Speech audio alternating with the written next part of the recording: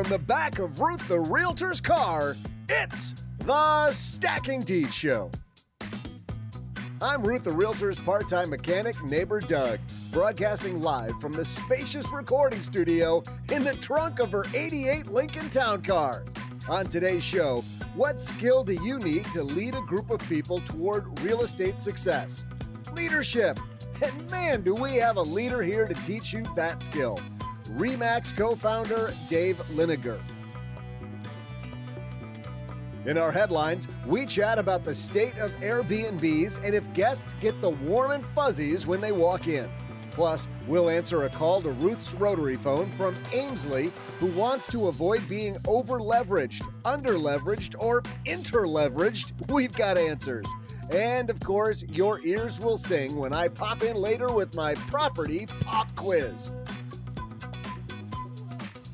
And now, two peeps who wish they were riding in a DeLorean so they could go back in time and buy more flux capacitors. It's Crystal Hammond and Joe Saul Seahigh. Well, howdy there. You know, it was this funny meme that the person said, man, when I was 2, I wish I was buying real estate instead of learning how to walk. So going back in time, we'd be buying flux capacitors. I can learn how to walk on all that sweet passive income that I'm making. You know? Walk on all those dollar bills. Dollar bills, y'all. Hey, everybody. Welcome to the Stacking Deeds Show. She's Crystal. Condo Crystal. Yeah, welcome. How are you, Crystal? Wonderful. My project is still traipsing along very slowly. Didn't make it to zoning yet, but that's just another delay for another day. You did get some good news on the off week. By the way, people who don't know what Crystal's talking about, you've got an amazing project going on the south side of Chicago. Yes, I am building 5 fourplexes, and it's a labor of love. Most days want to cry, but we are going for some grants, and so we've been invited to apply for one. So that's been very exciting.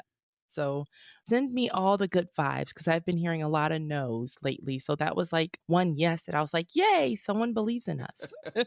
What's that line? It's going so well, you sleep like a baby. You wake up every 2 hours crying. Oh, that's a good one. Yes, Yeah.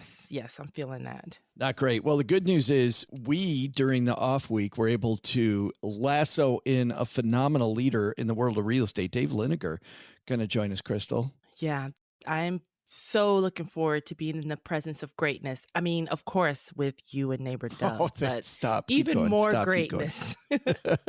Dave Liniger, of course, is the founder of REMAX, and he's a guy that sucked at real estate when he started. So a great guy to learn from, to teach you that you can do this. You can do it, Crystal. And you can be the greatest. All you have to do is keep going, keep at it. But before that, we've got a headline that's inspired by a late night TV show. So let's get moving.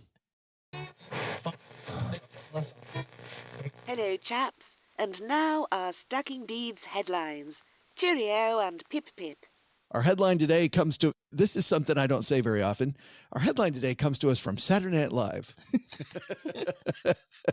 So you know it's funny. It has a 50-50 chance of being funny, actually, because boy, is that show hit or miss these days. I think you're being optimistic when you say 50-50 chance. Okay, 30, yeah. Wait 30, a minute, guys. 70. I just got to point out, when I was in high school, I remember people going, oh, Saturday Night Live isn't like it used to be. And now those same people look back at the things that were on when we were in high school, like, remember how funny it was? And then when I was in college, people were like, it's going downhill. It's horrible.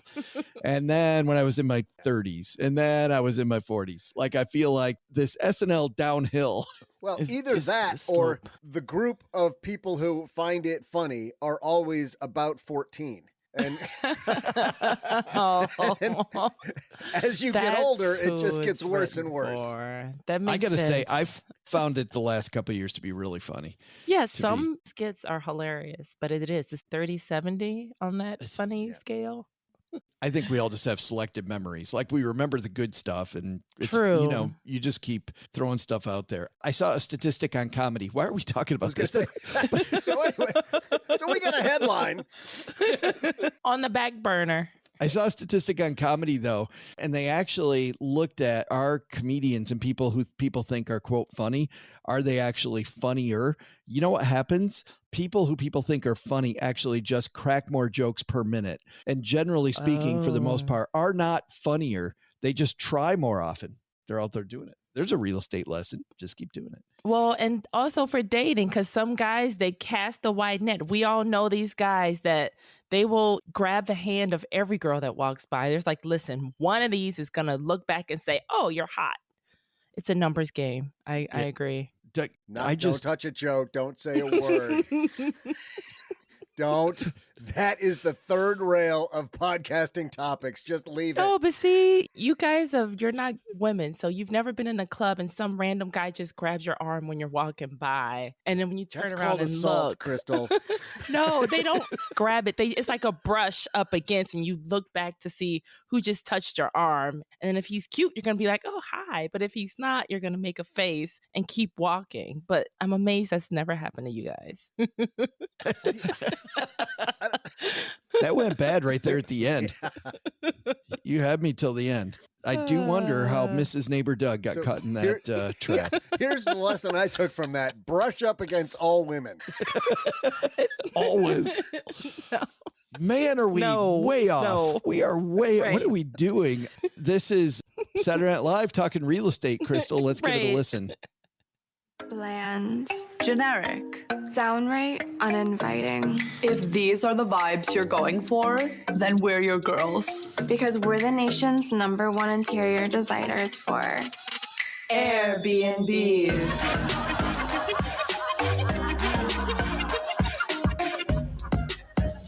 I'm Chanel. And I'm Channel.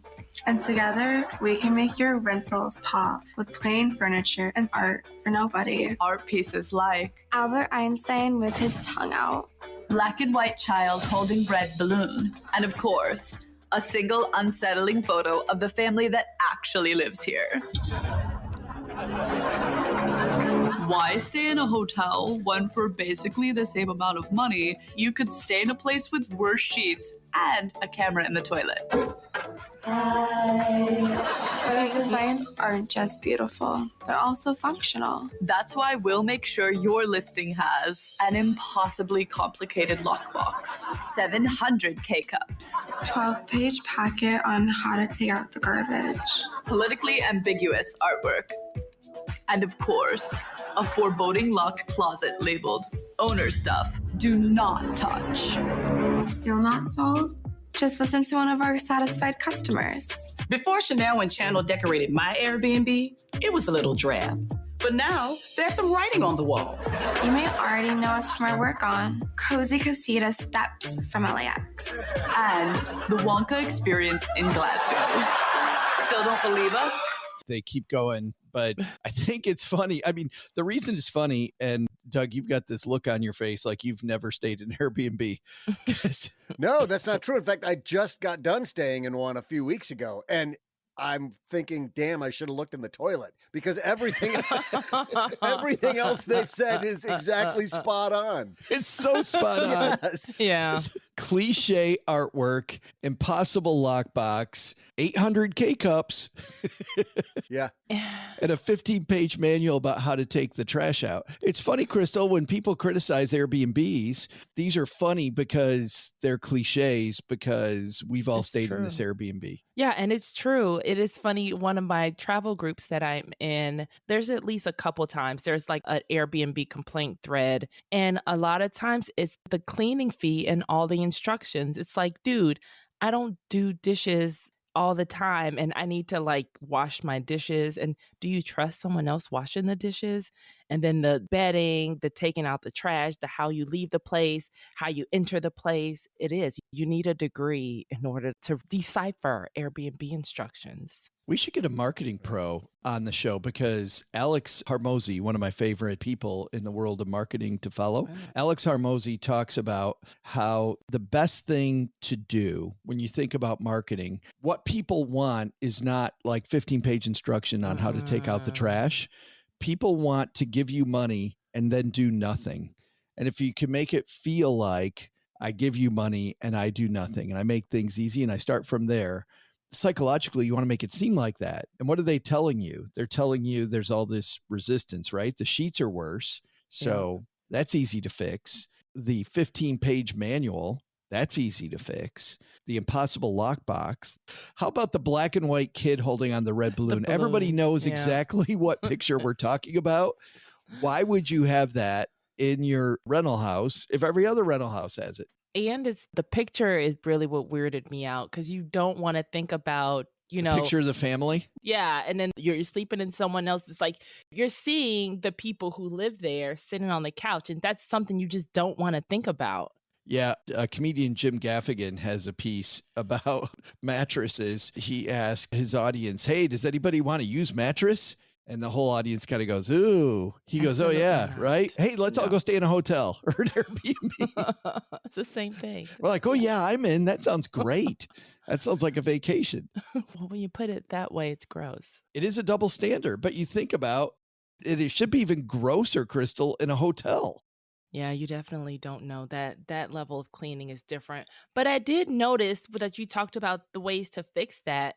That can be fixed with the cleaning fee, because I know you just need to include all that extra stuff when you're paying the cleaning person. Because I know another one of the complaints on the groups was that Airbnb can't touch the cleaning fee. That's why cleaning fees have been going up, or they're so expensive. But yeah, I think that's one of the reasons, is because they're doing like a lower booking charge, but the cleaning fee is like outrageous because Airbnb doesn't get a cut of that. Yeah. I didn't know that. And that cleaning fee is sadly what is most annoying to potential customers. And they need to include that on the freaking booking, not, you know, when you're looking at price like, oh, $20 a night. But yeah, they don't include I noticed I just got done, like I said, a few weeks ago, stayed in an Airbnb for a week, a little over a week. And yeah, the initial price pulled me in, but pretty quick, I will give them this, or the website this, that pretty quickly after I said, oh, that looks like the house for me, the total price did show up. Okay. And it was a little over, when you added in all the fees, it essentially added on like a little more than one extra night. So if you were staying 7 nights, it was like an extra night. And it was a bit of a surprise, but I kind of knew it was coming because everybody talks about it. Right. But then the following weekend, I needed to find a place to stay just for a couple of nights. And the same thing happened. But what I noticed was that for a shorter stay, it really did not make sense versus a hotel, because at the hotel, I get coffee, I get breakfast. For a shorter stay, I was going to be in this place for like 38 hours. I don't want to have to go to the store to take care of all of that stuff from my Airbnb, which is far away. So the shorter stay for me did not make sense. And a combination of the added fee, plus I don't get all of the cool stuff that's sitting in the lobby of the hotel. Longer stay, more people. Yeah. If I've got multiple people want to stay in one spot. I also found that when I was traveling Europe, that Airbnbs were better priced than in the US. Interesting. Just regionally different. Huh. But this is funny, Crystal. There are all kinds of ways to think about pricing your Airbnb to avoid friction. I mean, this whole Saturday Night Live piece is built on the friction that people feel around Airbnbs. We feel creeped out, like there might be, a camera in an Airbnb before. Well, they recently had the new regulations that there are no inside cameras allowed at all. So I guess now you need to buy one of those infrared trackers to know if there's cameras in there. Yeah, I just don't think about it. I think if anybody wants to see this guy naked, go for it. You like that. Well, and then, but another complaint from the group, now this has been turned into like an Airbnb complaint. Well, not necessarily a complaint, like Airbnb and VBRO. Most people, they were both owners and stayers. Sometimes they've noticed that some people will pay more because they have their same property listed on VBRO, you know, no difference, but they'll pay more because they perceive it as a better value, which is also interesting. So that can be another thing, is to have accounts on both and look up the address. Yeah, we actually had the opposite on our trip to Alaska. VRBO is less expensive than the same listing on Airbnb. So I looked at it Airbnb, and then I went to VRBO, and I was so surprised to see the same exact property and much less expensive at VRBO. I actually reached out and asked the person, I'm like, I found this on both. And he said, yeah, at the time, the VRBO fees, he like better Oh, and just like the platform better. But I think there's a big lesson here, Crystal, to wrap this up, which Yeah. is that the best battle's the one that you never fight. And Yep. that's a little thousands of year old takeaway from Sun Tzu, The Art of War. And I think in this case, if you take this Saturday Night Live piece and you go, how do I get rid of all this friction Yep. that they're making fun of? You're going to make it a better stay. You're going to have repeat guests. You're not going to have to worry about marketing nearly as much. Agreed. Coming up next, Dave Liniger is truly a pioneer in the world of real estate, because when he got into the world of real estate, not only was he horrible at it, he also didn't like the fact that he was doing all the work and Yeah. splitting everything 50-50 with people broker. that weren't doing a lot. He founded a new way to do business. People told him would not work. Now it's called REMAX, one of Huge. the biggest Huge. institutions in the real estate space. He also served our country in Vietnam and learned a lot from his time in the military. He is a heck of a guy, and I'm super Yeah. happy we've got him coming up. But before that, time for the pop quiz. Sure is, Joe. Hey there, Dieters. I'm Ruth's wrench-wielding repair guru, neighbor Doug. And since today's guest is a leadership legend in real estate, it reminded me of a great leadership mentor in my life. I'm talking about none other than my wrestling coach at Southwest Bahamas State Technical Institute and Beauty School. Yes, Dr. Schweikert demonstrated true leadership way back when he let me rent out the bed of his 1970 GMC pickup after I got kicked out of my dorm room for smoking fish. Apparently, not everyone likes the sweet smell of carp in the morning as much as moi. Listen to how selfless Coach was. As long as I gassed it up and kept it washed and waxed the white wall tires, Dr. Schweikert let me sleep in his pickup for, listen to this, only $100 a week. What a giver. And during hurricane season, like a great Airbnb host, he even let me crawl under the back porch of his house to stay dry. God, he was truly a beacon of light in my life, now that I think about it. Hey, speaking of finding a place to stay when you're in a tight spot, do you have any idea what Airbnb means? I mean, like, seriously, why'd they name it that? It's really weird. Hey, let's make that today's property pop quiz. For the third time, geez, you really gotta listen, people. Where did the founders of Airbnb come up with that crazy name for a business? I'll be back right after I Google Dr. Schweikert to see what he's been up to since I graduated. Great news, Dieters. We've been able to grab a deal just for you through our partner Hemlane. How about 20% off this invaluable tool? You heard us talk about how much we love it.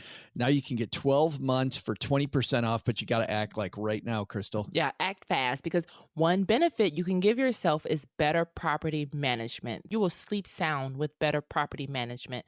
And we've mentioned a ton of property management softwares that are out there, but let's give people 3 reasons why Hemlane is different, Joe. First, software alone doesn't really solve your problem, and that's why Hemlane's property management provides 24/7 repair coordination. That's right. You can either use your own service professionals and plug them into Hemlane, or you can tap into their licensed network. By the way, notice how I said licensed network? Yes. Hemlane definitely knows who you should go to for help. But second, many of you are investing out of state, present company included. So And my son, yeah. both, which we still need to have on the show. You keep promising us this. So Hemlane connects you with licensed leasing agents and other tenant placement services to help you find and place a tenant. And third already, Hemlane's ranked number 1 by Gartner with a 4.8 star ranking out of 5 in their reviews. When I'm looking for food, if it's 4.5 and under, Crystal, I'm not going near that place. Same. So you can manage your rental properties with 100% transparency and control. Those are 2 very important things. Without the administrative work through Hemlane, they offer everything from advertising your rental to over 30 rental websites to automatic rent collection. And they collect late fees. That way you don't have to listen to excuses. You just automatically collect those late fees. So here's the deal, Dieters. We've been able to grab just for you a deal with our partner Hemlane, and this goes away at the end of March, which means you've less than a week to get this done. How about 20% off? You know how much we've talked about how we love it. You get 20% off the next 12 months, but you got to act fast. Talk about over leverage. You can leverage these great tools for less money. Use code Bloom, the number 24SD, Bloom 24SD at checkout. That's Bloom 24SD, and you get 20% off your next 12 months of Hemlane. Two ways you can do this. You can go to Stacking Benjamins, our sister show, stackingbenjamins.com/Hemlane, HEMLANE, or Crystal, it's at the top of our Stacking Deeds site. Yep. There's a menu right up top. stackingdeeds.net, and you'll see Hemlane at the top. Just click that, then use code Bloom24SD at checkout for Hemlane. Goes away the last day of March, so make sure you do that this week, Dieters.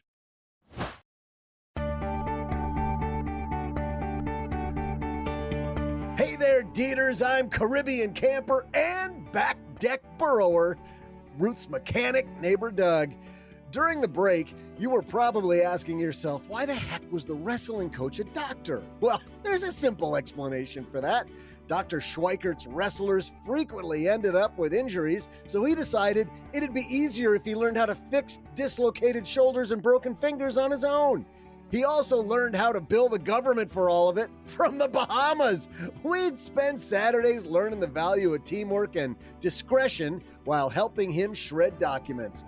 We'd even have drills in case the feds showed up. He taught us that nobody would ever find you hiding in the short bed of a Chevy pickup. Side benefit, memories of that make the trunk of this 88 town car seem like a gymnasium. And speaking of finding a place to stay on short notice, remember today's property pop quiz question? How did the founders of Airbnb come up with that crazy name? Turns out back in 2007, two San Francisco roommates noticed that nearly every hotel room in the city was booked for a conference. They had an idea to charge $80 to sleep on an airbed in their apartment. You see this now, Joe? They're just totally sloshed, drinking their Heinekens, and they're like, I bet we can rent out this airbed. Anyway, 3 people took them up on it. Shortly afterward, Airbed, one word, Airbed and Breakfast was born. They soon shortened the name to Airbnb, and now it couldn't be easier to rent someone's house and have hidden security cameras watch you do God knows what in their bedroom. And now, let's get Ruth to pull over so we can pick up Dave Liniger, who's about to teach us about leadership. And I'm super happy we have him here. Dave Liniger's with us. How are you, man? I'm good, Joe. Nice to talk to you. Well, I'm super happy you joined Crystal and I. I want to get to the perfect 10 because that's the way Crystal and Mom and everybody else describes me, as the perfect 10, of course. But the thing on everybody's mind that's listening, Dave, whether they're real estate investors or real estate professionals, we got all this litigation going on right now. And there's a lot of real estate people wondering about their commission. Where do you think this is headed? You know, it's a interesting trial that they've got started, which now has copycat suits all over the place. For 50 years, the realtors agreed to not price fix. And in price fixing 50, 60 years ago, you had to charge a specific commission to go on the multiple listing service. The Justice Department came in, put some heads of some large companies in jail. It was a wake-up call, and all of a sudden, they started training everybody about, well, it's a negotiable commission, and nobody can tell you it is different than that. The take on what's happening now is the split between the seller's commission and the buyer's commission if you're using a seller's agent and a buyer's agent. And traditionally in this industry for probably 20 or 30 years, the buyer often doesn't have the money to pay a commission.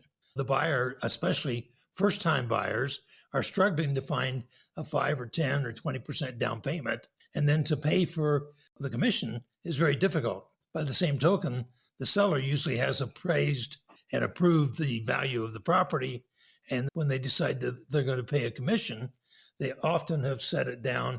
They'll split their commission with the buyer's agent. That helps the buyer get in, helps the buyer pay a higher price. The litigation now is that the attorneys are saying that's illegal because if a seller would not pay the buyer's commission, all the seller would have to pay is maybe half of what they've been paying, even though they signed agreements to it. The philosophy of it was if the seller's agent pays a lower commission to a buyer, the buyer's agent's going to show properties that they can get a bigger commission on. And that's called steering. And so how this case has come about over 6 years is that they've basically sued National Association of Realtors and the largest real estate networks out there. We looked at the trial, a copycat trial, then in Chicago, then in Boston, and now dozens and dozens of them coming out every place. And so we looked at the liability. We tested the theory. We felt there was no liability because REMAX couldn't be part of a conspiracy to join into this antitrust act, since when we founded the company in 1973, we had a requirement. You had to be a realtor and you had to follow the code of ethics.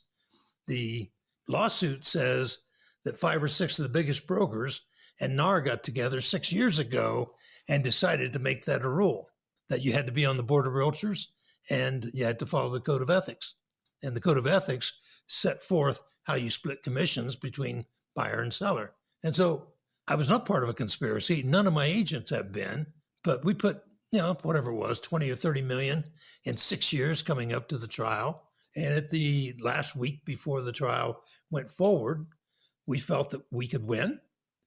We had an opportunity when the plaintiff's attorneys decided to negotiate.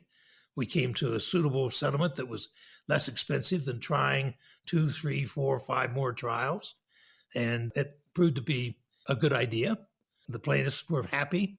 The judge was happy. The Justice Department was in the attendance, didn't complain. And so basically, we took ourselves out of this.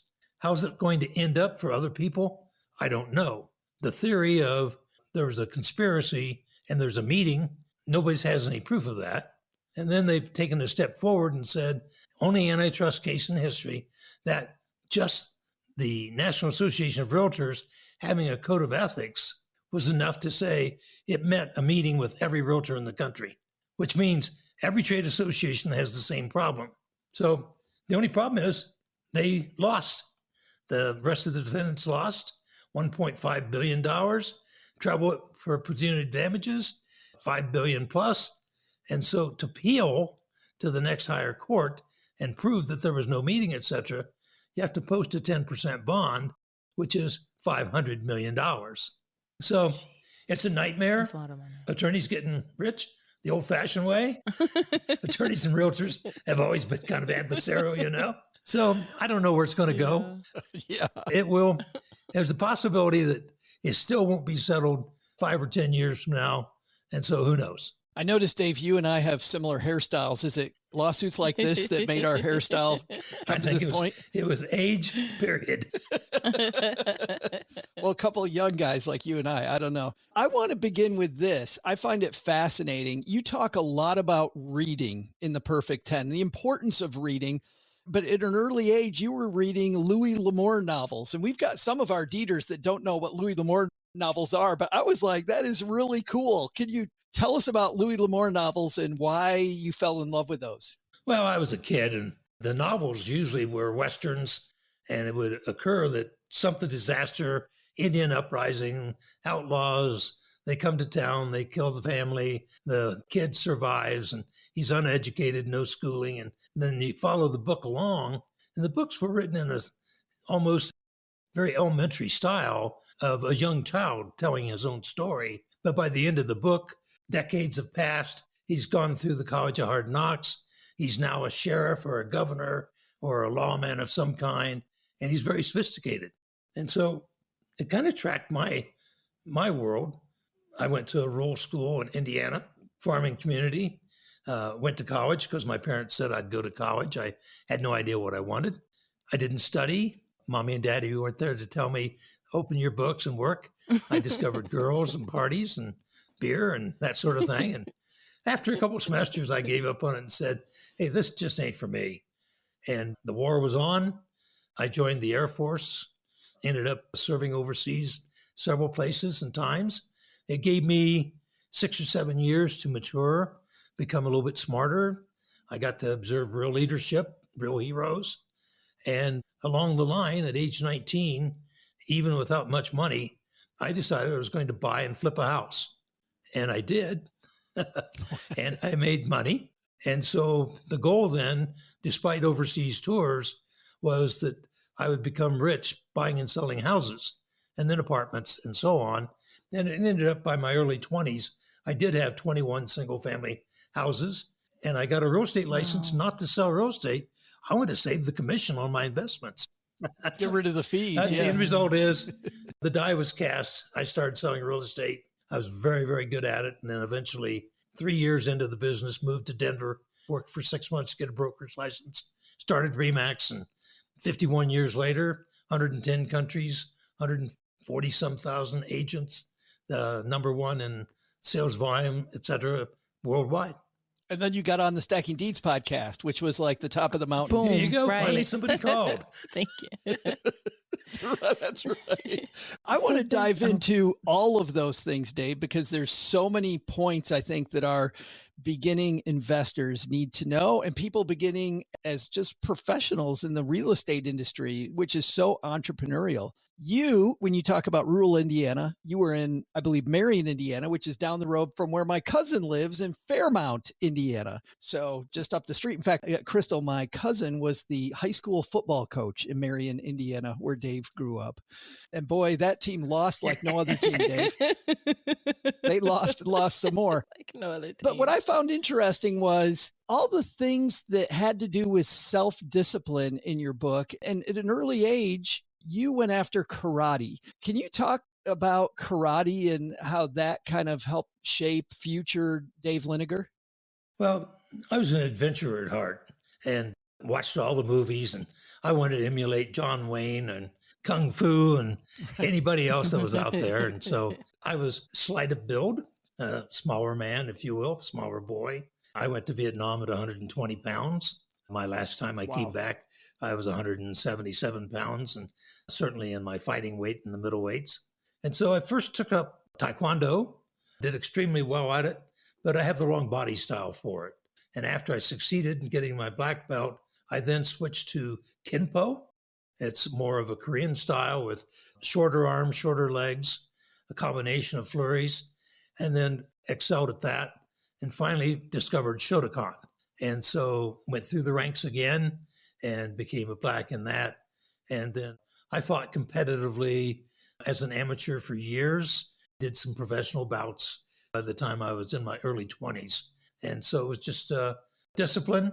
I had a fair chance because I was competing against people my same size. And so that weight sizes help. It was a good discipline to learn. An analogy that you use, though, is business is like a street fight. And reading through A Perfect 10 seems like Dave Liniger had his share of street fights along the way. Well, unfortunately, my education came from the College of Hard Knocks. It's a great education. It's just expensive. And if you make the wrong moves, you're done. But you find out that scrappy business leaders, small business people, small-time investors, their focus is on the one thing they're doing, which is I'm trying to do this investment, or I'm trying to do this small business. And so they don't have to worry about long-term visions and missions, all that sort of thing. You don't have to have a Harvard MBA to start a successful small business if you have the grit and the ambition to make it work. And so it is a street fight out there until you get to be of a big size. Now, I'm quite fortunate due to my experiences. I branched out into a lot of businesses along the way. I did stay with the company. I'm still chairman of the board and realistically the largest shareholder. It's been a passion, but I'm in another 15 or 20 different businesses that are totally have nothing to do with the real estate business, but are very fascinating and exciting to be in. Cool. So I wanted to ask, so then why this book? Why did you want to share this with the world? Crystal, a lot of people helped me on the way. I made so many mistakes, and there were so many gracious people out there that reached out, gave me a hand, and said, I'll help you up the hill, buddy. Come on. And so I learned from books. I learned from speakers. I learned from conventions. I learned from taking lessons and everything you could do. But I learned from individuals. And I have been surrounded by some of the top producers in the real estate industry for over 50 years. I started the company. I was a great producer. I couldn't hold a candle to the men and women today that are paying me my living. I mean, these are superstars. We have people doing teams with 1,000 deals a year. Yeah. Wow. So this is my legacy. It is a gift back to the small business person, the person that has their dream. They want a chance to get that golden ring, and they want a chance to prove that they too can amount to something. And this is a lifeline learning. About 25% of his personal experience from building these various businesses. The other 75%, we hired research assistants. We went out, we looked at Google, Apple, Facebook. I mean, everybody that's changed the world like Amazon, and said, what was the leadership requirement for them? What did they do right? What did they do wrong? And then we tried to sprinkle those stories in to make the whole concept of the 10 chapters fascinating. Now, somebody doesn't have to read the whole book. If they want to figure out how can I be a better leader, there's a chapter on leadership.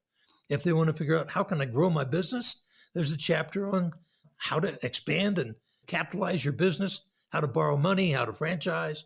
And so it is an encyclopedia, if you will, but quite interesting, quite humorous, lots of ups and downs. Yeah, and I like that you included the part about the women. You know how hard it is for women. There's a whole resource section for women entrepreneurs too. Thank you for that. Well, Crystal, when we started in 73, women, we only made up about 1 or 2% of the realtors. Before that, it was an old white-haired man's job. And usually they retired from being a civil servant, a teacher, military, police, and then they went into the real estate business. That started changing dramatically as the baby boomers got married, had children, and all of a sudden started getting divorced. And so you had an unbelievable number of single, college-educated women that had never held a job. They had gone straight from college, became married, had the children, had a husband supporting them, and now they have to find a way to make a living. To put it in perspective for you, the 2 largest companies in Denver, Van Schok and Moore, the best 2 in the country. Average man made $50,000 a year in 1971. Average full-time realtor made $5,000 a year. Wow. They did not hire women in sales positions. As I started advertising, I figured these top producers would be the first ones to come to me. Not one of them came in the first 5 years. They all said, wow, what a great idea, but you're awful young, and I'm with a good company, and I'm not going to gamble. And so my first month, interviewed 204 people, signed up 4, and I got 3 that were women because those 3 had interviewed with the 2 top companies, and the glass ceiling was there, and they didn't get it. By the time we ended up in 5 years, we had 289 men and women in our business. We were number 1 in the state, sales, income, total volume, listings, and my staff was 80% women and multicultural in an all-white man's business. In the next year, 300 and some men from the all-men company quit their companies and joined my merry band of ladies who had kicked their butts. I love it. They saw professionalism and they know where the women were. I mean, both. Single. One of those early hires was a woman who ended up becoming president of the company, right, Dave? That was the success. The secret of my success is I needed an administrative vice president that could own and operate and run the business while I was the sales manager, recruiting, training, and helping them on their calls. I knew I lacked in those abilities. I interviewed 27 people, turned 27 down, and she was the 28th. Trailing spouse, had just gotten married, leaving St. Louis. Husband was going to be at May DNF, and she was looking for something to do for a year or 2 till she could really find something. And I lied like a rug, man. I told her, I'm going to build the biggest real estate company in history. And if you'll help me do it, and if you'll take a big enough pay cut, we'll make it. And you can run the company someday. And as it was, I ended up with her as a partner for 10 years before we became romantically involved. And then, so she's been my partner 10 years and my wife for 41 years. And that's 51 years total of one of the most beautiful partnerships you could ever imagine. Oh, Doesn't sound like you lied about anything in the end there. Well, I was pretty naive, but hey, dreams come true sometimes. I know it. I want to go back earlier because what blew me away, Dave, and this is good, I think, for all of our Deeders to hear when you start out at anything. I was shocked to find out that when you started selling real estate, Dave, you sucked at it. Like you were, what, 6 months and no sales? Tell us about that. Oh, it was brutal. I was in the Air Force full time. And I was working part-time with a Volkswagen in the desert in Scottsdale with a cracked windshield, no air conditioning. Crew cut, I looked like I was 18 years old. I mean, if you're 45 and you meet somebody, they don't question how long have you been in the business. And Right. I had no confidence. 6 months goes by, I quit. I'd already paid for a seminar from a motivational speaker. I went the next day. I couldn't believe, by the way, if I can cut you off for a second, I couldn't believe when I was reading this story, Dave, your manager, the office said he thought you quit.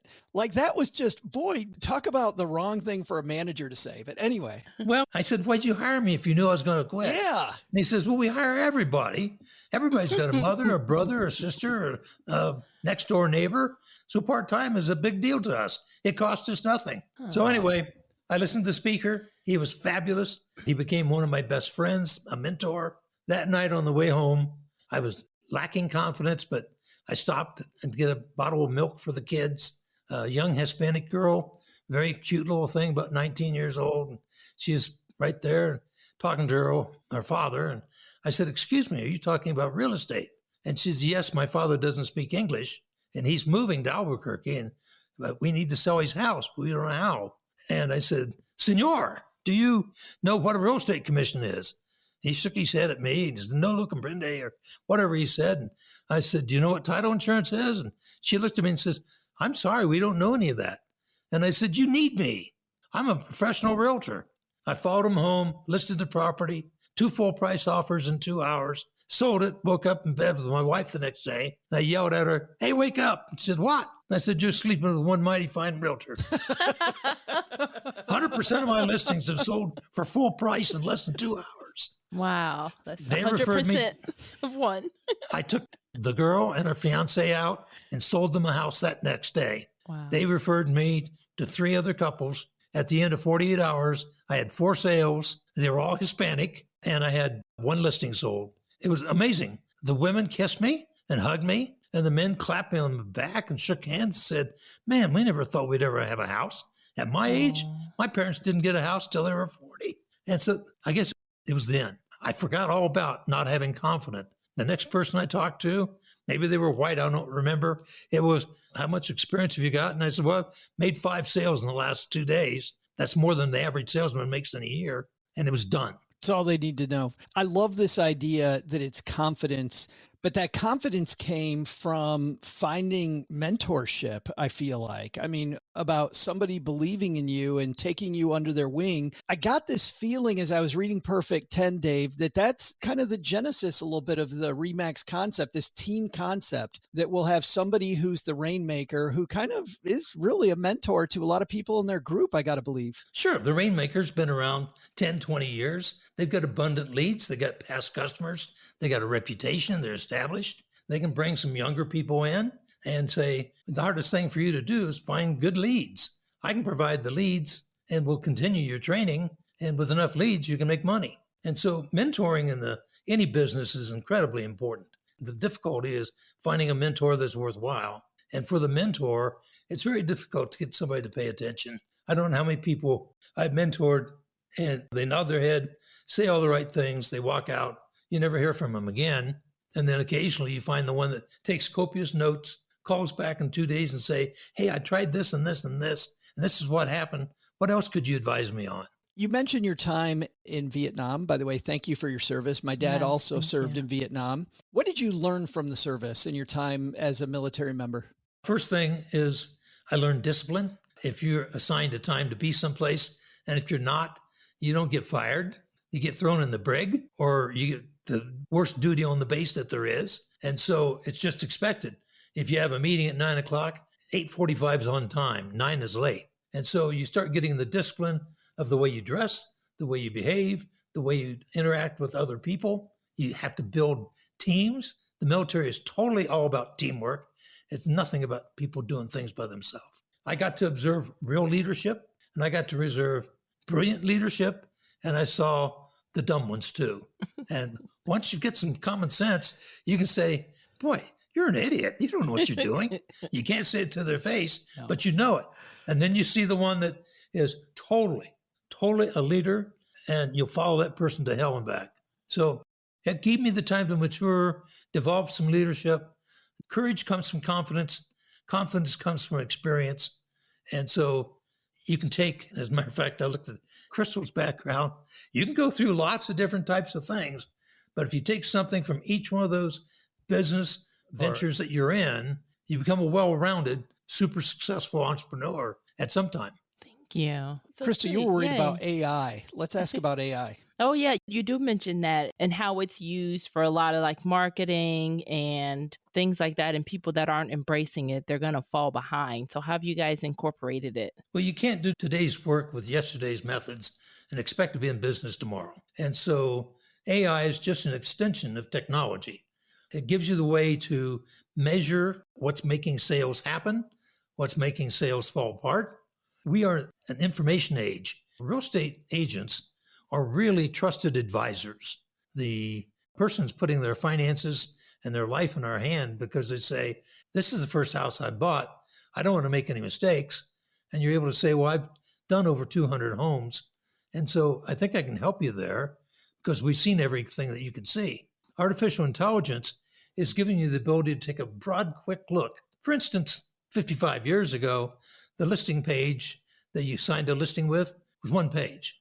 Today it's 30 or 40. The purchase contract used to be one page. Today it's 30 or 40. We've never heard of. Have you done a search? The police records? Are there any child molesters in the neighborhood? Have you keyed in and looked at a map and showed them before you show them this house? Oh, by the way, there's a child molester with a restraining order against him 2 doors down. And if you don't know that, you're derelict in your duties. You're supposed to look out for your customer. And so artificial intelligence helps in this engagement of what are all the facts and figures that I need to know. I can give you an example. Oh, no, please do. I have a friend in Scottsdale, and she found a house that she wanted. It was summer. She only looked at it during the daytime, and it was a nice, quiet neighborhood. And the day she moved in, she found out that when the sun went down, the basketballs and the beer bottles came out, and every single front lawn was taken up with lawn chairs, people playing cards and smoking cigars, and kids playing basketball and throwing the football, raising hell until midnight or so. Oh. Somebody should have told her, why don't you look at that place at nighttime besides daytime? And artificial intelligence would have picked up on that. If the information you put into it is what brings you out the information you want. And you have to look at it from the homeowner's point of view. What's the homeowner want in this house? What's he want in the neighborhood? A lot of times from brand new people in real estate, the first question we get, and I know you've had much more than we've had, is about money. And there's a theme that resonates throughout this book, Dave, that for you, it has never been about the money. And you're clear about this. You want to make money. You made good money. You made sure that you made money, but it wasn't about the money. Can you define then, if it's not about the money, what our deeders should really be looking for from their entrepreneurship journey? The example I gave you of my first 4 or 5 customers, they were Hispanic. I was just a white boy that I had a lot of Hispanic friends in the military. I didn't think there was any such thing as prejudice. Obviously there is. What I learned from them was the joy of selling, the satisfaction, not of the paycheck, the satisfaction of a woman who hugs you and cries and said, I never thought I'd own my own home. And the man being macho, clapping you on the back and shaking hands and saying, hey, bro, let's have a beer. I'm so excited. Thank you for helping me. I'm a homeowner. And all of a sudden, I didn't look at real estate as a business to make money in. It was, I'm going to help families. Now that sounds, maybe. It sincerely is what I felt. It's a vocation. Yeah. So when I started REMAX, I wanted to improve the lives of real estate agents. And real estate agents were basically on a 50-50 split on all their commissions. Or less. And so if you run your own business, maintain your expenses low enough, you're on an 85-15 split. So we put together a concept in REMAX of being a co-op. Put 20 good producers together, share the expenses of running the operation, pay your own advertising and PR, and keep the whole thing for yourself. It was very controversial, angered the industry as brokers go, because, oh my God, if it works, I'm going to have to pay my top people better. And so it did work. It changed the industry forever. There's no such thing as 50-50 commissions, and everybody's on a sliding scale, 70-30, 80-20s, 90-10s, whatever it might be. So the purpose of the book was, my cause was not to make money. My cause was to help real estate agents find a better lifestyle. It's so, how many times, Crystal, from our successful mentors on the people, you help people get what they want, you get what you want. It's pretty amazing. The book is called The Perfect 10. And Dave, I think it's available everywhere, right? It certainly is. Amazon, bookstores, airports. We're pretty excited. It's a 2-year project in the making. I have the fabulous co-author, Laura Morton. She's already written 20-some bestsellers. Oh, man. And, just starting out, you're saying. She helped me with my first bestseller 12 years ago. So a great relationship. That's fabulous. Wonderful. And we'll link to it in our show notes, Yes. Crystal at stackingdeeds.net. Yes. Well, thank you, Dave. The pleasure has been all ours. Speaking for both of us, like this was awesome. Thank you, Crystal. If I can ever help you or Joe, just let me know and I'll be glad to meet with you. Yes, I will reach out. Definitely. Thanks, guys. Big thanks to Dave. Yes. Big thanks to Yeah, Dave. that's a huge. I don't know how you pulled that one, but I appreciate that. Crystal, what's your biggest takeaway from Dave? Well, Dave, it's the mentorship. I cannot tell you how many times like people drop the ball for having a mentor, or they just think that the mentor is going to do everything for them. I really appreciate how approachable he is, and it's a mentorship piece, and he's just so humble. Like, he built this massively huge great thing, and he took the chance, giving the 100% commission back to the realtors, and people told him it wouldn't work, but he's just so down to earth and approachable. How many times have we heard from the people that come on the show, the super successful people, just the value of communication and learning how to communicate? Like, remember when Randy was here, Randy talked about paying to get into that class to be with great people. What did Dave just tell us? When he was failing out of real estate, took these classes on being a better communicator and communicating sales. And I don't know that he would have been any good had he not done that and then been in that line with the daughter and dad and identified that they needed real estate help. It's like, you need me and I can help you. Yes. So he sells the dad, he sells the daughter, and he's off and running then. And that was also a community that was one of the ignored communities too back in the day. And then what did they do? They spread the word because they had such a great experience with him. And at that point, you're not even looking for business. Business is coming to you. How many times have you seen people failing from a mile away? I'm thinking of a couple people I know that failed in real estate. All right, I'm taking the hint, Joe. Jeez. Present company excluded. And it was communication. It was purely communication. And in one case, it was just a lack of hustle, that you have to hustle. And that's the other thing you learn from Dave, is that I mean, he was out there working, Crystal. Yeah, a lot. It goes back to the numbers game too. Yeah. That definitely goes back to numbers game. A friend of mine too, like when she was looking for a job, she was faxing 80 back in the days of fax. She was faxing 80 resumes per day. No wonder she found another job fairly quickly. But other people, what do? Sit, mope because of a failure? No, you got to keep going. You got to keep moving, or else you're going to sink deeper and deeper. He definitely is about what you do. It is about what you do. That was great. Hey, guess what? We did not get a call. People can call Ruth Rotary. And how do they do that, Crystal? Head to stackingdeeds.net/voicemail. End of sentence. There's no workaround anymore. It works. But we put enough duct tape on it. It finally works. But we do have another question, this time from Aimsley. Aimsley, yes. So this week's question is what you just said, is from Aimsley. Hi, Joe and Crystal and Doug. She included Doug. How sweet, What? Aimsley. Yes, she did. All right. Nice. I've been listening to the show for several months now, and it has been very helpful and informative. Thank you for the kudos. All right. I am an aspiring real estate investor, and I have heard about the ability to buy real estate with low to no money down. But whenever I hear this, there tends to be a caveat to avoid: over leveraging. Can you explain what over leveraging is, how it happens, and what are the potential pitfalls? This is a great question, Aimsley, because the reason why real estate is such an attractive place to invest is because you can use other people's money. So you can leverage a $200,000 property with $20,000. Yep. You can take $20,000 and make a $200,000 investment. When that goes up, your $20,000 doesn't go up. The entire $200,000 goes up.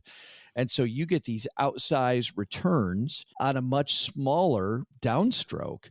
And in some cases, people talk, to your point, people talk about having no money down, using completely somebody else's money, using, as we mentioned, we are in the process of looking for that perfect person to come in and talk about different financing options. And we're going to be diving into that a lot here in the near future. But you can use other people's money, taking on investors, looking at hard money lending, people that will seller financing, where the seller fronts you the money to buy their property and then you just pay them from the cash flow off of the loan. There's all kinds of ways to do that. But here's what over leveraging is. When you do these 100% financing deals, you do these big deals, and then the outcome ends up being so low. In other words, the rent that comes in is so low that you struggle to cover those payments. You didn't get the math right, and now you are over leveraged and you quickly get in trouble. If you've got to take money from your primary job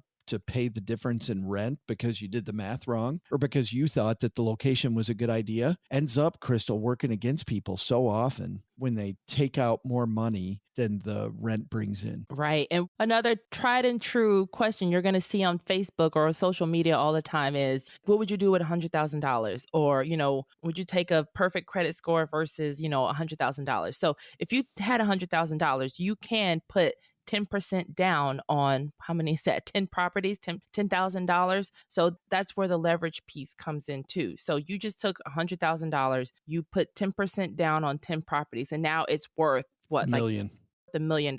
So now you're technically $1 million in debt from only, that $100,000. To me, it's a good thing, because instead of going out to spend $100,000, you leveraged it to now your net worth is $1 million. Well, not net worth, but your assets. Yeah, your assets are $1 million. And now you're bringing in income, but that's a lot to manage. And so you're getting the math right too, because if something goes wrong with one of those 10, yes, you have diversification, or something can go good, but things can go wrong because if you're over leveraged and one of those pieces of that puzzle comes crashing down, that's when the over leveraged part comes in, because you don't have the money to cover the monthly payment for all 10. If you go back to our first episode of the year with Suni Rao, and she talks about how to evaluate a good deal. In fact, that is the title of the episode, How to Evaluate a Good Deal, on January 2nd of this year. What you'll hear is that Suni does not advocate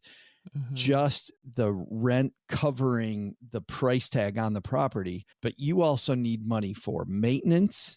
You want to have some take-home money, some money going into your pocket. You need money for long-term improvements. So short-term maintenance money, long-term maintenance money. You also need money coming in. So there's got to be a difference between that money coming in and money coming out. We see people get over leveraged because you forget about the fact that this place is going to need a new roof. And then when roof time comes, you're taking $15,000 out of your pocket instead of taking it from this fund that you built up specifically for this. Yeah, insurance. Oh gosh, that's been going up lately. Yeah, there is a bunch of math, and Suni goes over all the math back at the beginning of the year. And so I highly recommend going back at Aimsley and listening to that episode to get a good deal and not be over leveraged. Over leveraged is too much debt and the money coming in doesn't support it. Now, if you're a flipper, it's a different thing. If you're flipping property, being over leveraged happens when you calculate the fact that you're going to hold on to this for 3, 4, 6 months while you're fixing the property up and reselling it, but the property doesn't sell. And for this, if people go back to last week's episode where, Crystal, we talked about celebrities buying high-end housing, Taylor Swift buying properties in Manhattan. If you're buying $1 million, bajillion-dollar properties, it's funny. I started saying $1 million properties, and then I realized $1 million in a lot of places doesn't buy much property. That sucks too. $1 million in La Jolla buys you 800 square feet, right? So a bajillion-dollar property, but you buy these high-end properties and people can just go build their own. Like, it's hard to flip a luxury house. Yeah. Much easier to flip something in a blue-collar neighborhood where people always need a house. And it's going to be based on employment in the area, much more than some person with a high net worth or high income levels taste. So over leverage happens in flipping when you end up carrying the property for way longer than you thought because it didn't flip. Right. the market's not a time to buy. Now you're underwater. And also going back to the $100,000 example, going back to that celebrity example, because then some people too, if they got that 100,000, they would just buy the one property, and then you're leveraged to the tills. At least if you get the 10, you have, again, that diversification where, you have a lot of instances where, something's going right in one of those 10, but that one, if something goes wrong on that one, you are royally screwed. Hold on. I can't let this go. Did you just say leveraged to the tills? Yeah. What is that? I don't know what that means. I've never heard that. You've never heard that? To the hilt? To the hilt? To the hilt. To the hilt or the gills? To the hilt. To the gills. Yeah, or to the hilt. I don't know what any of those are either. I didn't know what. Leverage. To your gills. So if you're a fish, your gills, you could barely breathe no. Yeah. I mean, I think that's the analogy there. We need to dive deep into this. This is tills. where we need to spend our time. Well, because the till is a cash register. So you're leveraged to the cash register. Never heard that. You just made, made that it up. up. Nice save is what I got to say right there. Nice Thank save. you. Thank you. Can we go back to whether SNL's funny? Use your context clues. Aimsley, thanks for the question. Yes, if people thank want you. to call in and call this rotary phone we got as we ride around Texarkana, where do people call? Yes, head to stackingdeeds.net/voicemail. And don't worry, Ruth does not text or talk on the rotary while driving. We're the ones that answer the phone.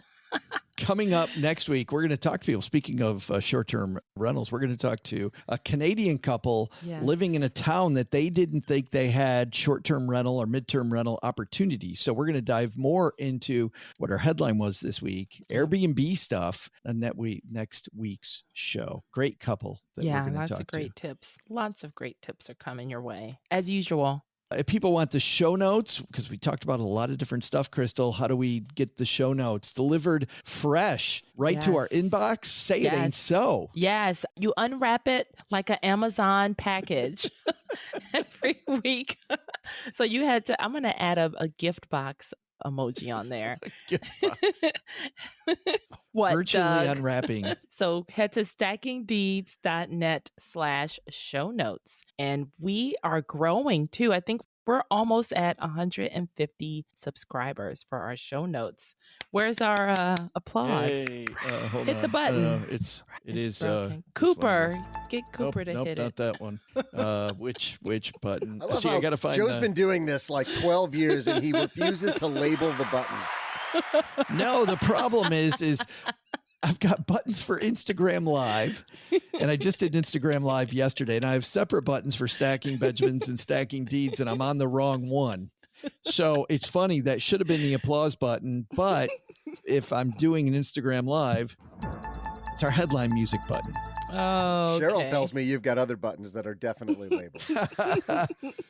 And for Stacking Benjamins, I don't know why it's in a different place, but for Stacking Benjamins, it's our pride for our stacker and deeder community. When somebody calls in and they're really getting deep in it, we give them this shout out. Yes. So that's like the ultimate compliment. It's an ultimate compliment. It is. Well, remember, like for bullies, you'd be like, listen, some nerd's going to pay your salary someday. Take that, bully. We're so far off it again. I know. And Crystal, when that nerd brushes up against you in a bar, how do you spot that that's the guy that you should latch onto? We weren't even recording when we had that conversation. Oh, we weren't? And now Yes, we have it on the record. Oh, that's funny. We were. We were recording? Oh, yeah. That was our good morning. Oh, yeah. Oh, wow. Wow. That's how long It's this episode's been. Yes, it's here. All right. What I wanted to go back to was the whole idea of the gift wrapper. Because you know, Doug, that if Crystal truly sent out not virtual show notes, but real show notes, like, can you imagine how that would look? That'd be cute. It'd be in like this foil wrap with a nice, beautiful bow. Yeah, I have the cutest stickers. If Doug or I were tasked with sending it out, we'd like throw it at you. Duct tape and newspaper. Yeah, there would be stains from yesterday's lunch. Like on Cup rings too. A cup ring or two.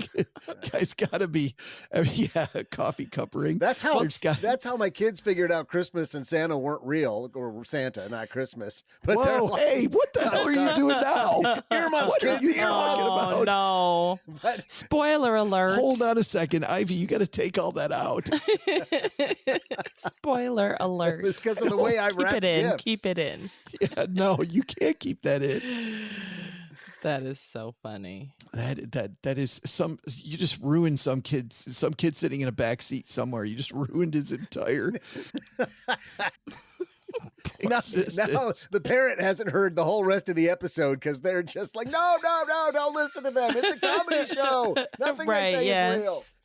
Right. It's untrue. What we just said is totally not true. What Doug meant to say was, you can see why Santa doesn't come to his house anymore. There you go. Never did. How about I tell everybody what we should do based on what we learned today, Joe? And we're going to do that already? Already. Oh, we're going to do that. This is the part I hate. What? Why do you hate it? Just because we say goodbye for this week. Crystal, we love you. Yeah. Well, send us your address if you want a handwritten show notes. No. People don't write notes anymore. Doug, what are our takeaways?